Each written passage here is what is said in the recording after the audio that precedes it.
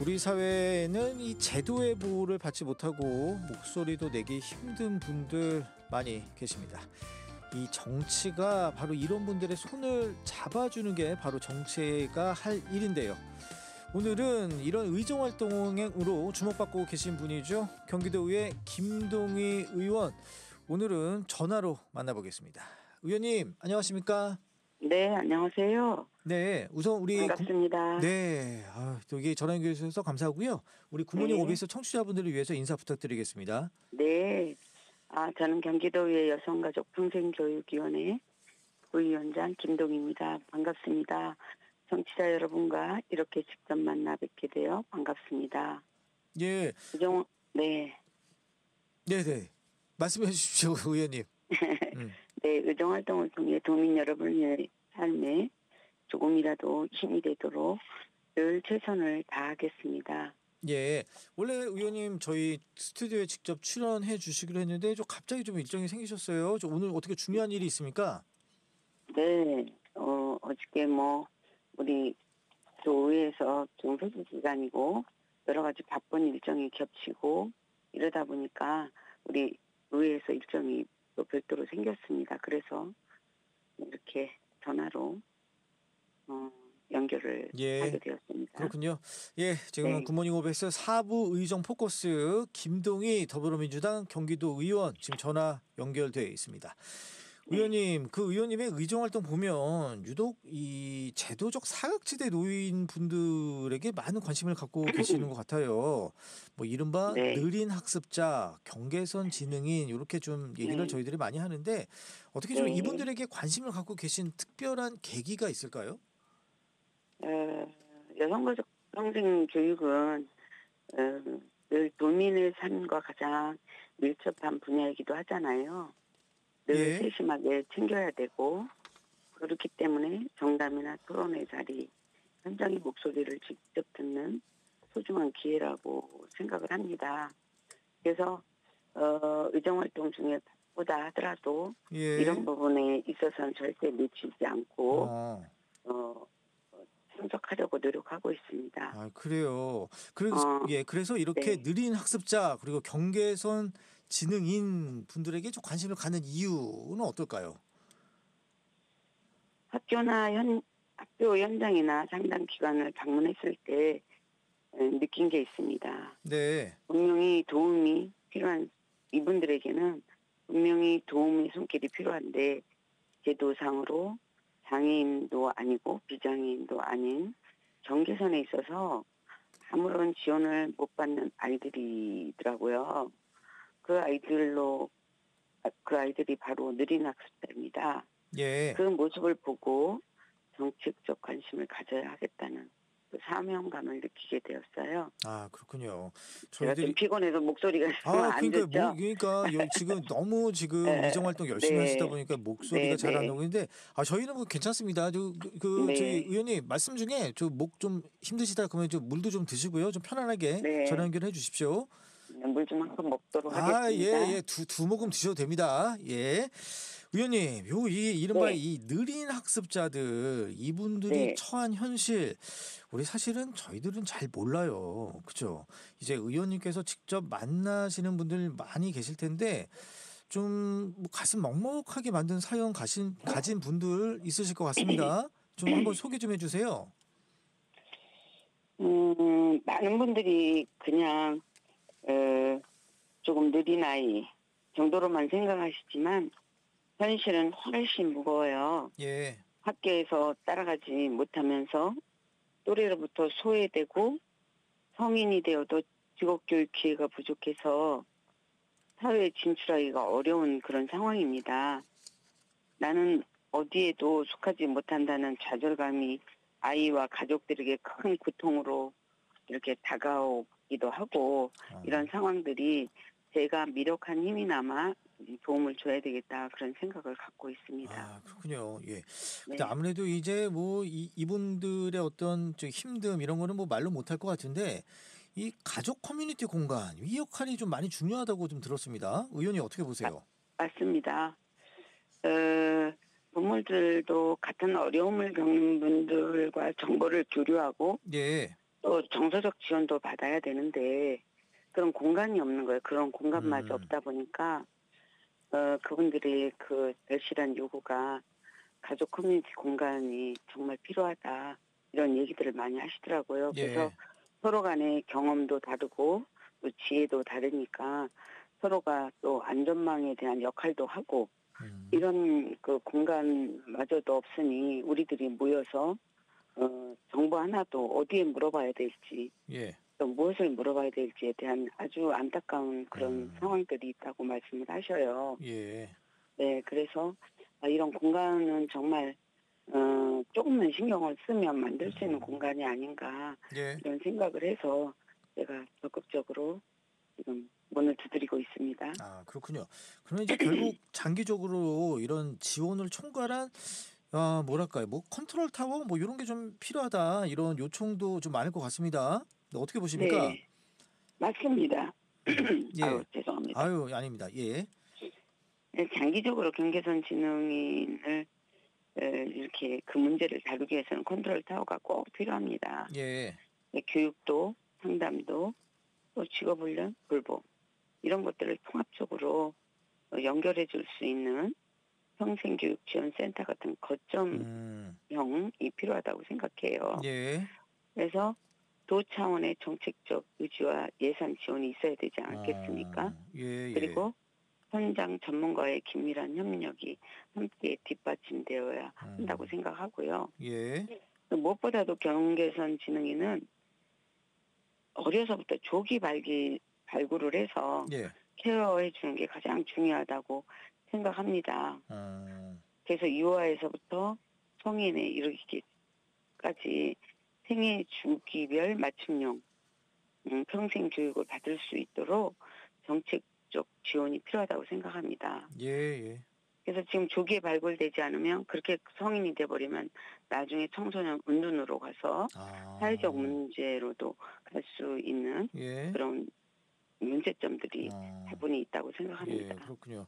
예, 어떤 이 네, 조기 발견에 대한 어떤 중요성 이렇게 말씀해 주셨는데 이제 아무래도 이제 장기적으로 이제 단순하게 경계선 지능인 이런 분들을 그냥 일회성으로만 지원하는 게 되면 그야말로 저기 오래 가지 못하잖아요. 그러니까 이제 장기적으로 네, 하기 위해서는 이른바 이분들을 총괄 지원할 수 있는 컨트롤 타워가 꼭 필요한데 이렇게 단순하게 이게 그 어떤 그 도 차원의 어떤 그 직접적인 예산 지원 요게 필요하다. 요게 이제 의원님의 그렇죠, 주장이시군요. 그렇죠. 예, 예. 저희 지금 이제 예. 이분들이 경계선 지능인은 장애인도 비장애인도 이렇게 구분이 안 되기 때문에 음. 지원이 전혀 없어요. 예. 네, 그래요. 그런 문제점이 있군요. 저희 굿모닝 OBS 사부 의정 포커스 저 김동희 더불어민주당 경기도 의원 지금 모시고 지금 도 운영 어떻게 하고 계신지 지금 얘기 들어보고 있습니다. 의원님 이번 이 주제 한번 좀 다뤄보죠. 이제 느린 학습자 문제 이어서 이제 교통 약자들 이동권 문제 네네, 이것도 되게 중요하잖아요. 예. 그렇죠. 의원님께서 이 문제에서도 되게 관심을 갖고 계신데 네, 특히 요 장애인 콜택시 이용 여기에도 좀 많은 관심을 보이시더라고요. 네네. 예, 그쪽에 관심도 있고 예, 어쨌든 장애인들에게는 이동권 확보가 가장 중요하잖아요. 그렇죠. 장애인 콜택시는 아주 단순한 교통수단이 아니고 그들에게는 아주 중요한 이동권 확보에 중요한 역할을 하고 있다고 봅니다. 예, 이분들에게 이런 교통수단이 없으면 밖으로 나갈 수도 없고 이런 교통수단을 이용하는 것이 장애인들에게는 유일한 다리 역할을 하고 있다고도 보여집니다. 네, 그런데 실은 특별교통수단의 차량이 부족해서 음, 병원이나 직장에 제때 갈 수 없는 사례가 발생하게 돼요. 음, 특별교통수단의 차량이 부족하잖아요. 예, 그리고 그것만 부족한 게 아니라 운수 종사자도 부족합니다. 어, 그러다 보니까 예, 장애인들이 그 콜을 불러서 기다리는 대기 시간이 엄청나게 길어요. 그래서 아, 많은 불편을 겪고 있습니다. 이 문제도 해소되어야 할 큰 어, 부분이라고 예. 생각합니다. 그러니까 이게 그냥 네. 단순히 차량이 부족한 게 아니라 이제 구조적으로 좀 문제가 있는 거네요. 네, 운수 음, 종사자도 부족해서 예. 1대1 정도 돼야 되는데 1대1 정도가 되지 않고 있습니다, 지금. 그래요. 이 문제 좀 네. 빨리 풀어야 될 텐데 이거 좀 의지만 있으면 좀 풀릴 수 있을 것 같은데 어떻게 보세요, 의원님? 좀 노력은 우리 경기도에서 노력은 많이 하고 있습니다. 그래요. 좀 많은 의원님들도 좀 공감을 해 주시나요? 그렇죠. 그래요. 이게 좀 많이 공감하죠. 네. 앞서 이제 의원님께서 말씀해 주셨지만 이 교통 약자 이동권 문제 이거는 정말 이게 남일처럼 얘기하면 안 되거든요. 네, 그런 것들을 좀 우리 좀 네. 사회 인식부터가 좀 많이 좀 바뀌어야 되지 않을까 그런 생각도 많이 해봅니다. 어떻게 보십니까, 의원님? 유럽에도 네, 맞습니다. 우리 장애인이 행복해야 예. 선진국이라고 합니다. 그렇죠. 이제 더불어 다 네, 같이 사는 사회가 이제 그야말로 지금 아름다운 사회 아니겠습니까? 맞습니다. 예, 의원님. 근데 최근 의원님께서 요 개정안을 또 발의를 하셨더라고요. 요 네. 특별 교통수단 관련돼서 이 유료도로 통행료 그리고 주차비 지원 근거가 마련됐다고 하는데 이게 어떤 내용입니까? 네. 우리 장애인들이 탄 차량은 예, 유료도로가 예, 감면을 받아요. 예, 의원님 물 근데 한 잔 정작 드시고 가십시오. 물 한 잔. 예, 예, 예. 예, 그런데 정작 특별교통수단 그 차량에 대해서는 예. 본인들이 주차비를 내야 되는 아, 좀 좀 약간 좀 그죠? 이해가 안 안 되네요. 맞죠? 그죠? 예. 그래서 그 부분을 이용자들이 경제적 부담도 줄여주고 참, 그리고 그 유료도로의 통행료를 안 내기 위해서 또 삥 돌아가는 거예요. 그러다 보니까 무료 도로로 가기 예, 위해서. 야, 유료도로 참. 가면 본인들이 돈을 부담해야 그러니까요. 되니까 예.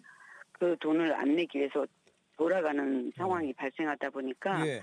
그렇지 않아도 특별교통수단 차량이 부족한데 더 배차 시간 더 더 늦어지겠네요. 이게 또. 배차 시간이 더 길어지는 상황이 예, 발생하게 예. 됐죠. 그럼 이제 그래서 운송 종사자도 피로감도 감소되고 그렇죠. 운전하면서 그게 네, 얼마나 피곤하겠습니까? 돌아가면. 그렇죠. 그러면 의원님, 요거 그러면 유료 도로 통행료 주차비 지원 이제 지원이 되는 겁니까? 지금 되는 걸로 알고 있습니다. 그렇군요. 예, 네, 예. 아유, 고생하셨습니다. 네, 감사합니다. 예. 그러면 이래 좀 효율적인 방안들, 그러니까 이 배차 시간을 줄이든지 이런 교통 약자분들이 좀 체감할 수 있는 가장 큰 변화, 뭐 이게 좀 있어야 될 것 같아요. 뭐라고 보세요? 네, 그러니까 배차 시간을 줄이는 것이 가장 핵심인데요. 예, 실시간 배차 시스템을 좀 개선하고 예, 교통 약자 이동 패턴을 데이터로 분석해서 예. 수요자의 맞춤형 운영을 한다면 체감도가 조금 높아질 것 같다는 생각이 듭니다. 이전에는 합승 같은 것들이 안 됐어요. 예, 그러면 그 이동 패턴을 데이터해서 이동이 같은 방향일 때는 좀 합승도 할 수 있을 때 합승을 해서 예, 이렇게 되면 이용자들이 좀 편하게 배차 어, 시간 그 긴 부분들을 좀 해소할 수 예. 있다고 생각합니다. 근데 그 합승이 좀 가능한가요? 좀 차량이 좀 부족할 것 같기도 저는 한데. 시각장애인 같은 어, 경우들은 이렇게 단체로 이렇게 그럴 수 있겠네요. 단체로 예, 다니는 예. 경우가 많아요. 어, 그러면 한 명 한 명 타는 것보다 여러 명이 같이 그렇죠. 타면 훨씬 그 다른 특별교통 수단을 기다리지 않아도 예. 이용할 수 있지 않겠습니까? 네, 맞습니다. 네, 예, 의원님, 이제 앞서 말씀해 주셨지만 이 교통약자 이동권 문제, 이게 그냥 단순히 그냥 차량을 늘리는 것좀 넘어서 우리 사회의 존중 문화를 만드는 것과 좀 연결된다 이런 주장도 참 많습니다. 저는 공감되는데 의원님 어떻게 보세요? 맞습니다. 우리 장애인들에게는 이동권 문제, 단순한 교통 문제를 넘어서 존엄과 권리 문제이잖아요. 예, 교통 약자들을 존중하고 배려하는 문화가 자리 잡을 음, 때 진정한 의미의 이동권이 보장될 수 있다고 생각합니다. 예, 그렇군요. 예, 이거 진짜로 좀 많이 좀 신경 써 주셨으면 좋겠습니다. 네, 어, 지속적으로 열심히 노력하겠습니다. 예, 예. 저희 굿모닝 OBS 4부 의정 포커스 김동희 더불어민주당 경기도 의원 모시고 지금 얘기 나누고 있습니다. 의원님, 그럼 끝으로 이 주제 하나 좀 더 보죠. 이번엔 좀 다문화 가족, 특히 이제 결혼 이주 여성 문제 좀 그 얘기 나누고 싶은데요. 그 최근에 한 토론회가 열렸습니다. 이 네, 한국어 교육은 복지가 아니라 권리 이렇게 지금 의원님께서 강조를 하셨는데 요거 좀 저기 대단히 인상 깊어요. 좀 얘기 좀 해주십시오. 네, 언어는 사회와 연결하는 가장 기본적인 열쇠잖아요. 예, 결혼 이주 여성에게 한국어 교육은 진짜 복지 차원이 아니라 사회 구성원으로 살아가기 위한 기본적인 권리라고 생각합니다. 예. 네. 그래서 권리 보장의 사각에 접하지 않도록 한국 교육과 한국어 교육을 우리가 예. 적극적으로 그분들을 잘 발굴해서 받아서 어. 이들이 사회에 나가서 예. 학교 생활도 해야 되고 또 가족 관계도 연결해야 되고 네. 공동체에도 나가서 활동을 해야 되는데 이런 언어 소통이 안 됨으로써 이분들 역시 온둔 생활을 할 수 있는 이런 소지가 충분히 있다고 생각해서 그렇죠. 예. 한국어 교육은 충분히 아주 이분들에게 권장해서 예. 언어 소통이 잘 될 수 있도록 해야 된다는 생각을 갖고 있습니다. 네. 아무래도 여기 좀 터를 잡고 살아가는데 이게 언어가 안 통하면 그거만큼 어떻게 좀 답답한 일이 없잖아요. 우리가 그 해외 여행을 가도 이제 느끼는 게 그런 거 아니겠습니까? 근데 언어가 안 되면 참 답답하고 이제 뭐 하고 싶은 얘기도 못 하고 좀 속만 끓이게 되는데 이렇게 저 한국어 교육 여기 정말 좀 중요합니다.